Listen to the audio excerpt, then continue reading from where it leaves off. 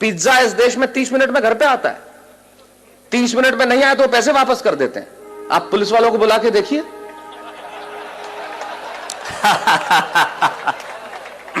ये वो देश है जहां पे 8% में आपको कार का लोन मिलता है और 12% एजुकेशन लोन के देने पड़ते हैं। वाह वाह वाह वाह। कभी सलमान के बालों तो कभी कैटरीना के गालों पे मर गए। आज इस अवसर पे इससे बढ़िया पंक्तियां मुझे याद नहीं आती। क्या बढ़िया बात कहते हैं वो कवि कि कभी सलमान के बालों कभी कैटरीना के गालों पे मर गए, कभी चुंबन कभी चेहरे कभी चालों पे मर गए। ऊपर बैठ के भगत सिंह भी कहते होंगे यार सुखदेव राजगुरु हम भी किन सालों के लिए मर गए। वाह वाह वाह वाह वाह वाह। अमेरिका में एक प्रांत है टेक्सास और वहां एक शहर है ह्यूस्टन। कुछ लोग हां भर रहे हैं। इससे यह जाहिर नहीं हो जाता कि उन्होंने देखा है और इससे यह भी जाहिर नहीं हो जाता कि उन्हें पता है। इससे यह जाहिर होता है कि आदमी समझदार है और सामने वाले को यह जताना जानता है कि मैं जानता हूं। तो टेक्सास में ह्यूस्टन शहर में जब मैं काव्य पाठ कर रहा था और काव्य पाठ करने के बाद जब मैं बैठा तो बैरागीदार जैसे लोग मिलते हैं आके मिले और कहने लगे माइक पे खड़े होकर बहुत चिल्लाते हो कि हमारा हिंदुस्तान ऐसा है, हमारा मुल्क ऐसा है, हमारा देश ऐसा है, हमारा देश वैसा है। आखिर तुम्हारे देश में रखा क्या है? यकीन मानिए मेरे मन को बहुत चोट पहुंची, बहुत पीड़ा हुई। मेरी जगह आप होते तो आपको भी चोट पहुंचती, बहुत पीड़ा होती। लेकिन मेरा दर्द सुनना साहब, मुझे चोट इसलिए नहीं पहुंची कि उसने मुझे ये कहा कि तुम्हारे मुल्क में क्या रखा है। मुझे पीड़ा इसलिए हुई कि कहने वाला लड़का खुद एक हिंदुस्तानी था जो सारी उम्र यहां पला, यहां बड़ा, इसकी माटी में रहा, जिसकी शिराओं में हिंदुस्तानी पिता का रक्त और जिसकी धमनियों में हिंदुस्तानी मां का दूध बहता हो। वो किसी दूसरे मुल्क में जाके अपने ही मुल्क वाले से ये कहे, एक हिंदुस्तानी जब दूसरे हिंदुस्तानी से ये कहे कि तेरे हिंदुस्तान में क्या रखा है, तो चोट पहुंचना स्वाभाविक था। तब मुझे महाकवि कन्हैयालाल सेठिया जी की एक कहानी याद आई और उस कहानी को मैंने कविता की आत्मा बनाया। क्यों मुझे पीड़ा पहुंची, क्यों मुझे कविता लिखनी पड़ी? कन्हैयालाल जी लिखते हैं कि लोहा और सोना आपस में बात कर रहे थे। तो लोहे ने सोने से सवाल किया कि यार तू सोना है, मैं लोहा हूं। आपस में बातचीत शुरू हो गई। तो सोना लोहे को कहने लगा कि यार लोहार तुझे बनाने के पहले ठोकता पीटता है, सोनार मुझे बनाने के पहले ठोकता। आप पढ़े लिखे लोग हैं, आग में तपा के ठोका जाता है, लेकिन जब तुझे लोहार ठोकता पीटता है तो तू बहुत आवाज करता है, मैं तो चुप रहता हूं, ऐसा क्यों? लोहे ने जो जवाब दिया वो मेरी कविता की जमीन है। लोहे ने कहा तो ठीक कहता है सोने, सुनार पीटता है तुझे लोहे की हथौड़ी से जो तेरी कुछ नहीं लगती। मैं लोहा हूं, मुझे जिससे पीटा जाता है वो लोहा है, और जब अपना अपने को पीटता है तो चीख तो निकलती ही है। वाह वाह वाह वाह। मेरी कविता अपने ने अपने को पीटी गई चीख की कविता है। जब एक हिंदुस्तानी दूसरे हिंदुस्तानी को यह कहे कि तेरे मुल्क में रखा क्या है, अरे उन्हें मालूम क्या है कि मेरे मुल्क में है क्या? हमारे मुल्क में मधु कोड़ा है। वाह वाह। है एक भी लीडर ऐसा? सूर्यवंशी 38 वर्ष की उम्र में 4000 करोड़। आप यकीन मानिए कभी जिंदगी में 4000 करोड़ रुपए मिल जाए तो यकीन मानिए इस जन्म में मुझे गिन के दिखा देना, आप गिन नहीं सकते। ये हिंदुस्तान, ये हमारा देश है, हमारे यहां कमाल की चीज है। हमारे मुल्क में क्या रखा है, बहुत जबरदस्त। जैसे आपका इंदौर का ट्रैफिक,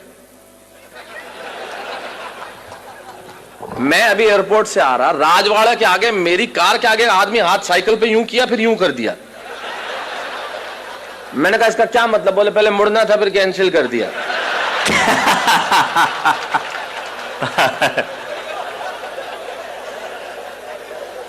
अब कर लो, आप क्या कर लो, ये अपने इंडिया में ही हो सकता है।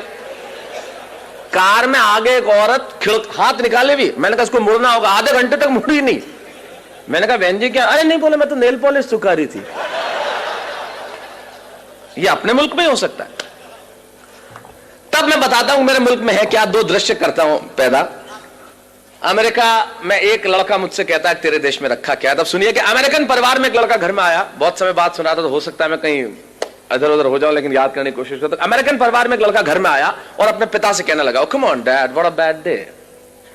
कम ऑन डैड। अमेरिकन परिवार में एक लड़का घर में आया और अपने पिता से कहने लगा, come on dad what a bad day, I just want to change my girlfriend. ये बेटा बाप से बात कर रहा है। Come on dad, what a bad day. I just want to change my girlfriend. अब मैंने तुरंत ये शब्द सुना और मेरे कान खड़े हुए। मैंने कहा सुनो, काम की बात चल रही है। मैं रेगिस्तान का निवासी, वैसे ही सूखाग्रस्त इलाका, तो ऐसे शब्द सुनने में बड़ा अच्छा लगता है। Come on, Dad, what a bad day. I just want to change my girlfriend. पिता बोले, okay, okay, don't get tense. Just think she was a nonsense and change it. और मैंने कहा गजब का बाप है, कितना सपोर्टिव फादर, अपने बेटे को खुद कह रहा है कि सारी चिंताएं हटा, और दूसरी लड़की। मैं आपके जनरल नॉलेज को प्रणाम करना चाहता हूं, और जिस भाषा की अशोक भाई साहब बात कर रहे थे, हिंदी साहित्य आपका बरसों तक ऋणी रहेगा। आपने जो शब्द सौंपा है, समवेत स्वर में सैकड़ों लोगों ने जो एक साथ कहा है, पटा। मैं किसी और शब्द का भी प्रयोग कर लेता, लेकिन जब आपने कह दिया तो वैसे अच्छा एक बात है, इस शब्द का कोई तोड़ भी नहीं है, हो ही नहीं सकता। जो परिश्रम, जो मेहनत, जो पसीना पटाने में है, वो किसी और शब्द में आए। आप पटाने में मतलब आप प्रक्रिया नहीं समझे, मैं शब्द की बात कर रहा हूं, वो किसी और शब्द में आ ही नहीं सकती। मैंने अंग्रेजों को कहा तुम हमारा क्या खा के मुकाबला करोगे बताओ, तुमने हमारी जोड़ के शब्द ले आओ बस। बोले क्यों? मैंने कहा तुम चेहरे को अंग्रेजी में क्या कहते हो? बोले फेस। मैंने कहा थोबड़े को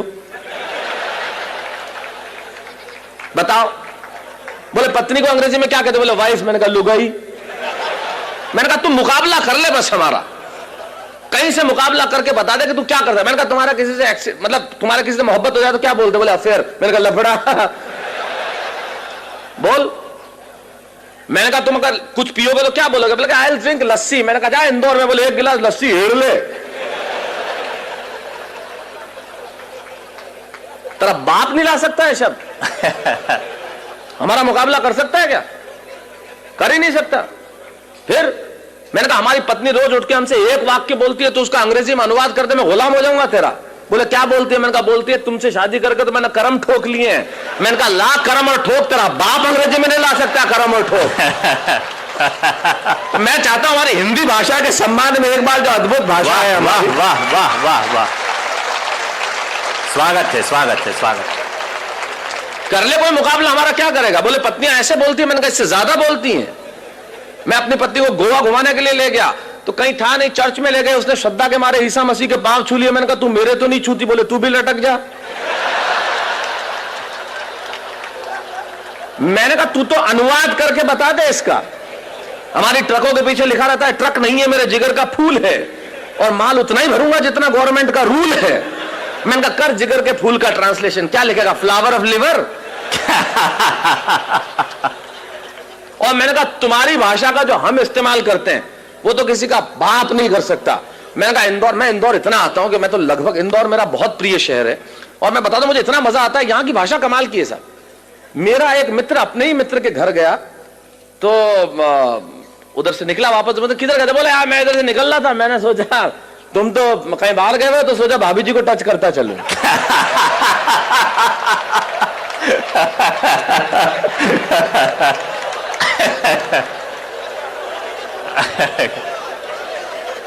ये हम कर सकते, ये हमारी भाषा का, सारी दुनिया के भाषाओं को जब हमने हाथ फैला के बुलाया है और जो उसे सौहार्दपूर्ण स्वीकार करके जो मोहब्बत दी है वो कोई दे सकता है?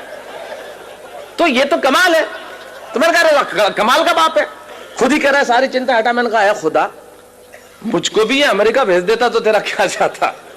खुलेआम चिंताएं हटाते, मजे से लड़कियां घुमाते, वरना हिंदुस्तान में हमारे पिताजी वो सुबह दोपहर शाम 3 बार तो इसीलिए कूटते हैं कि बताना होता है मैं तेरा बाप हूं।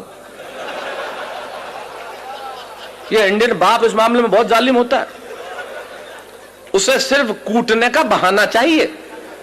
घर में निकर पहन के क्यों बैठा है? कूट दिया। पैंट पहन के बैठा है, फिर ठोक दिया। नई पैंट, कुछ नहीं पहना तो फूट ठोक नहीं था फिर तो। तब हमारे मुझे सुरेंद्र जी याद आते हैं, वो बहुत बढ़िया बात कहते हैं।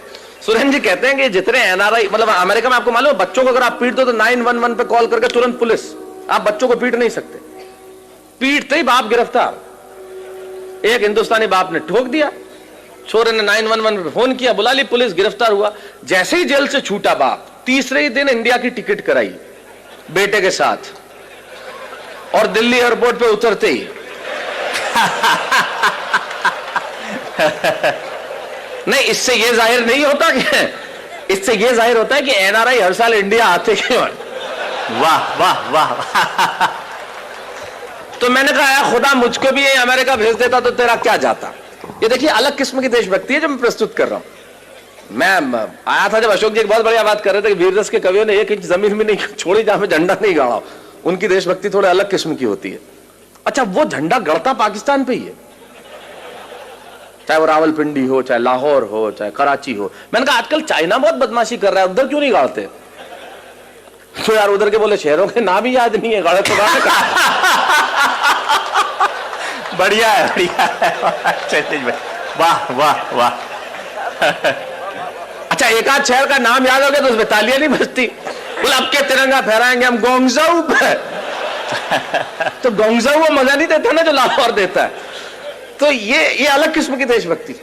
तो मैंने कहा खुदा मुझको भी अमेरिका भेज देता तो तेरा क्या जाता। खुलेआम मजे से लड़कियां घुमाते, मजे से इधर उधर घुमाते। वरना हिंदुस्तान में हमारे पिताजी, उन्हें तो भगवान बचाए साहब, मुझे भी अमेरिका भेज देता तो मजे से जिंदगी की रंगीनी उठा। अच्छा, दूसरे अमेरिकन परिवार का और भी दमदार एक लड़की आई और अपने माँ से कहने लगी, come on mom, I just want to live with that guy whom I'm living with for 2 years. मैंने तुरंत अनुवाद किया। मैंने कहा ये कह रही है कि उस लड़के के साथ नहीं रहूंगी जिसके साथ 2 साल से रह रही थी अकेली, वो भी बिना शादी के। 6 फुट का छोरा, नहीं कोई सहेली। अपने यहां तो पिक्चर में ऐसे डायलॉग आ जाए तो लाइट चली जाती है। और ये देश कितना एडवांस है, हम इनसे कितना पीछे है, कितना नीचे। मुझे भी अमेरिका आ जाना चाहिए और जिंदगी के मजे उठाना चाहिए। अब यहां से वो बात शुरू करता हूं जिसके लिए कविता लिखी, मुझे भी अमेरिका आ जाना चाहिए और जिंदगी के मजे उठाना चाहिए। ये बात मैंने वहां रहने वाले एक बुजुर्ग जोड़े को बताई तो उन्होंने बहुत धीरे से मेरा कंधा थपथपाया। ये बात कि मुझे भी अमेरिका आ जाना चाहिए और जिंदगी के मजे उठाना चाहिए, ये बात मैंने वहां एक रहने वाले बुजुर्ग जोड़े को सुनाया तो उन्होंने बहुत धीरे से मेरा कंधा थपथपाया और कहने लगे, बेटा ये बातें, ये रोशनी, ये चमक, ये दमक लगती बहुत सच्ची हैं और लगती भी खूब अच्छी हैं। अरे तुम्हें क्या मालूम, ऊपर से हंसते हम भीतर कितना पिसते हैं, इन आंखों से आंसू रिसते हैं। अरे तुम्हारे मुल्क में और कुछ नहीं होगा पर वहां सच्चे रिश्ते हैं। वाह वाह वाह वाह, बहुत अच्छा, बहुत अच्छा। तुम्हारे मुल्क में वहां कुछ नहीं होगा पर ये रिश्ते हमारे मुल्क में ही हो सकते हैं मित्रों, ये रिश्ते हमारे मुल्क में ही हो सकते हैं। ये जो सम्मान की परंपरा बची है वो इसी देश में बाकी रह गई है। तब कहता हूं कि तुम्हारे मुल्क में और कुछ नहीं होगा पर वहां सच्चे रिश्ते हैं। अरे वहां बेटा शाम तक घर नहीं लौटे तो पिता को खाना नहीं भाता। और अगली पंक्ति में बात कितनी छोटी लेकिन तर्क कितना बड़ा कि वहां बेटा शाम तक घर नहीं लौटे तो पिता को खाना नहीं भाता। और इतनी तमीज तो है कि छोटा छिप जाएगा लेकिन बड़े के सामने सिगरेट नहीं पी पाता। इतनी तमीज तो है कि छोटा छिप जाएगा लेकिन बड़े के सामने सिगरेट नहीं पी पाता। और बहन बहन जब विदा होती है ना तो आंखों में आंसू सच्चे होते हैं और घर घर में पांव छूने वाले छोटे बच्चे होते हैं। मित्रों यकीन मानिए एक बात इन कवियों की उपस्थिति में कहना चाहता हूं, जो चीज हमारे पास है शायद उसके होने का एहसास हमारे पास नहीं है। मैं सिर्फ एहसास कराने के लिए आया हूं कि हमारे पास क्या है जो दुनिया के पास हो नहीं सकता। पूरी दुनिया के ग्लोब पे छोटे बड़े मिला के लगभग 183 देश हैं। छोटे बड़े कर लेंगे जो यूएनओ के सदस्य नहीं है तो 203 देश हैं। बैरागीदा अशोक जी जिनकी कविताएं सारी दुनिया में गूंजी है, एक कवि होने के नाते, एक अभिनेता होने के नाते सारी दुनिया में जाता हूं और सारी दुनिया के देखने के बाद इनकी उपस्थिति में एक बात दावे से कहता हूं, पूरी दुनिया के ग्लोब पे होंगे 203 देश साहब, लेकिन सिर्फ एक देश ऐसा है जहां बच्चे माँ बाप के पांव छूते हैं, वो देश हिंदुस्तान है, दूसरा कोई देश नहीं है। तब कहना चाहता हूं ये इसी मुल्क में बचा है। तब कहना चाहता हूं कि विदा होती है ना तो आंखों में आंसू सच्चे होते हैं और घर घर में पांव छूने वाले छोटे बच्चे होते हैं। ये बात सुन के मैं सोचने लगा कि बात में दोस्त दम है। हम तो सिर्फ हम हैं। अरे क्या नहीं है मेरे मुल्क में, भले आंखों में धुआं और चेहरों पे गुबार है, दिल्ली में ग्लूली लंगड़ी सरकार है, जेब में कुछ पैसा उधार है, न चमक है, न दमक है, न रोशनी है, न बिल्डिंग है, न कार है। मैं सारी चीजें स्वीकार करता हूं कि मेरे देश के पास नहीं है, लेकिन यकीन मानिए अगली पंक्ति में मैंने कविता नहीं लिखी। मैंने 125 करोड़ हिंदुस्तानियों के दिलों में बसने वाले एक शब्द को उठाया, उसे कलम की नोक पर रखा और पिरोता हूं आपके सामने और दावा करता हूं कि दुनिया भर के दौलत, दुनिया भर का वैभव तराजू के 2 पलड़े लीजिए और दुनिया भर का वैभव, दुनिया भर का यश, दुनिया भर की कीर्ति, दुनिया भर की समृद्धि तराजू के एक पलड़े में रख दीजिए और तराजू के दूसरे पलड़े में मेरे देश का सिर्फ एक शब्द जो आपके घर आंगन में और आपके दिलों में, ये शब्द सुन के अगर आपकी शिराओं में कहीं हिंदुस्तान बहता हो तो यहां से लेकर वहां तक मुझे बता देना कि मेरे देश के प्यास क्या है जो पूरी दुनिया के पास हो नहीं सकता। मैंने ये नहीं लिखा कि यहां सूरज सबसे पहले उगता है, मैंने ये भी नहीं लिखा कि यहां घास की रोटी खाने वाले महाराणा प्रताप हुए, मैंने ये भी नहीं लिखा कि सिकंदर के सेनापति अपनी बेटी की डोली यहां दे जाते हैं, मैंने ये भी नहीं लिखा कि यहां पन्ना धाय स्वामी भक्ति में बेटा कटवा देती है। मैंने ये नहीं लिखा कि हाड़ी रानी शीश काट के थाली में रख देती है। मैंने ये कुछ नहीं लिखा क्योंकि ये सच हम जानते हैं। मैं तो सिर्फ एक पंक्ति कहता हूं, एक शब्द मात्र कहता हूं कि वो जो हमारे देश में बसता है दुनिया भर में हो नहीं सकता। और रख दीजिए दुनिया भर का वैभव इस शब्द के सामने और फिर बताइए कि मेरे मुल्क के पास क्या है कि बात में दोष दम है। हम तो सिर्फ